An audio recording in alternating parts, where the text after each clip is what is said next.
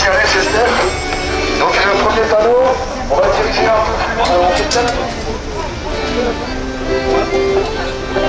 Et donc le prochain panneau, ça sera trottoir en face. Alors là, on essaye une autre technique, on a déjà essayé d'ailleurs. Ça s'appelle l'enrubanage. Voilà, on va recouvrir ce panneau. Ce sera bien plus beau en noir avec des jolies inscriptions.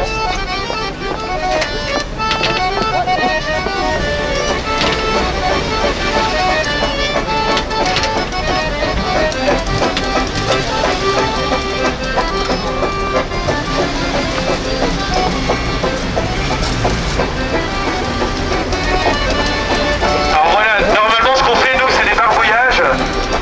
Donc on inscrit directement sur les panneaux publicitaires des messages à caractère politique. Parce que tout est politique évidemment, notre action a du sens. Mais là ce qu'on fait c'est que des fois on bâche les panneaux avec des bâches et on enrubane comme là maintenant ces panneaux, ce qui permettra à qui le souhaite d'exprimer son ras-le-bol de la pub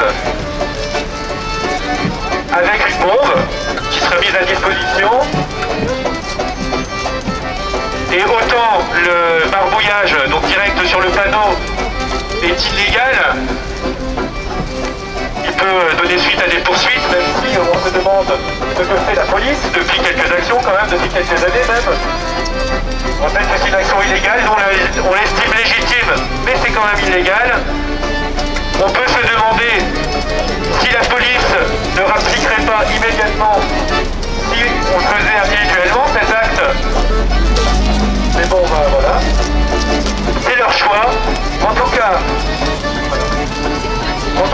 si vous désirez barbouiller sur ce panneau enrubané, vous ne touchez pas directement à la surface du panneau, donc vous ne l'endommagez pas. Donc vous n'êtes pas passible de poursuite. Et vous pouvez donc vous lâcher sur... voilà. Pas mettre n'importe quoi, hein, mais vous pouvez vous lâcher, ça fait du bien. Ras-le-bol de la pub.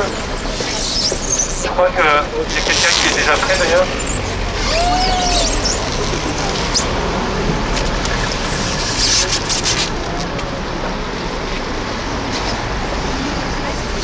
Alors là, les décollonneurs ne s'attaquent pas à une spécificité en particulier.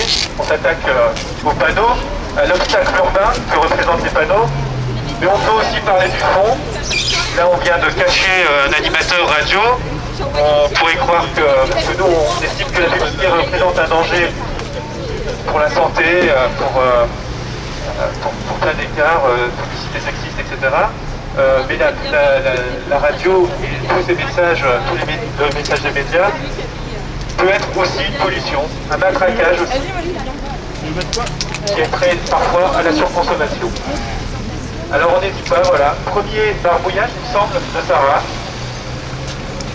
Alors, fais le vachement près. Comme ça fait un peu plus fin et tu peux passer plusieurs fois.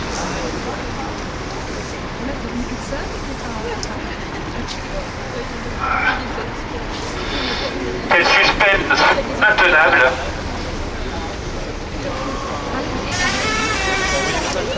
La pub, alors qu'est-ce que la pub? La pub.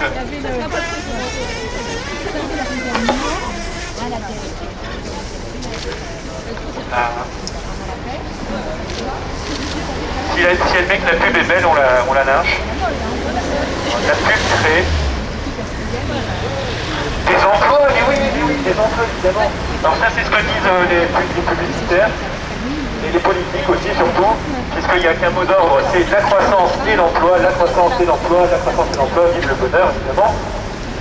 Sauf que la publicité à grande échelle,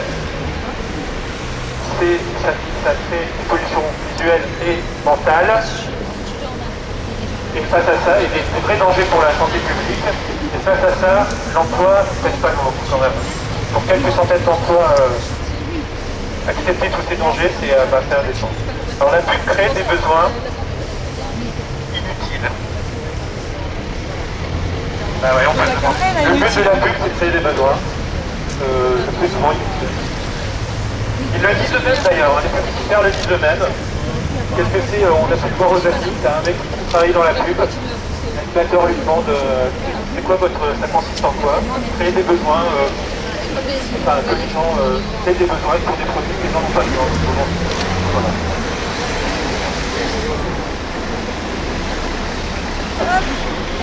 Bravo! Ouais. C'est